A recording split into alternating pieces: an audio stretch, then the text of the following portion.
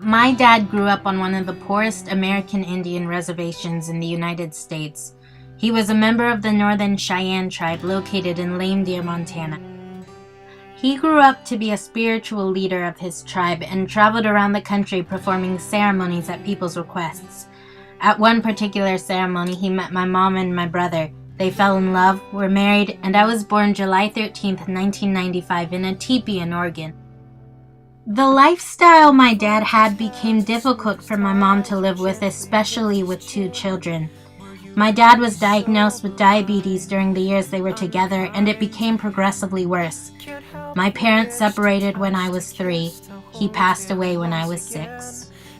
At my dad's funeral, I remember meeting people that I had never met before. Their sadness gave me perspective on how my dad touched so many lives. My mom had to find ways of supporting our family because my dad didn't have any life insurance or savings. My dad didn't have the equivalent to a high school education, and my mom had never finished college. Our financial situation became progressively worse when my mom suffered a back injury that prevented her from working. Then when I was 11 years old, my brother was in a car accident that took him 2 years to recover from.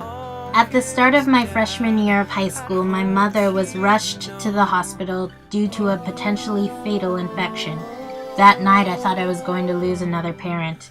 I experienced an emotional breakdown which became diagnosed as a depression-anxiety disorder.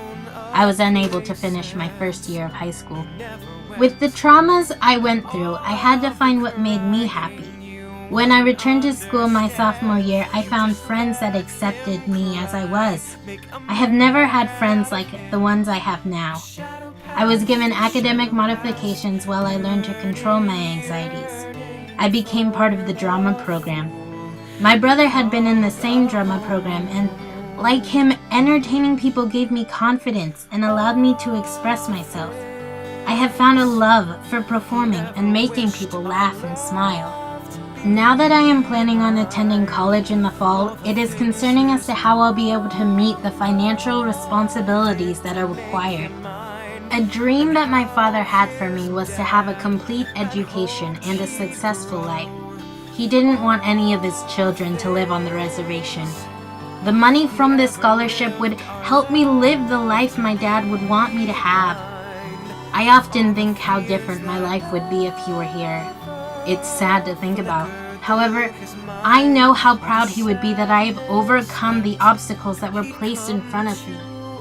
I'm proud of myself.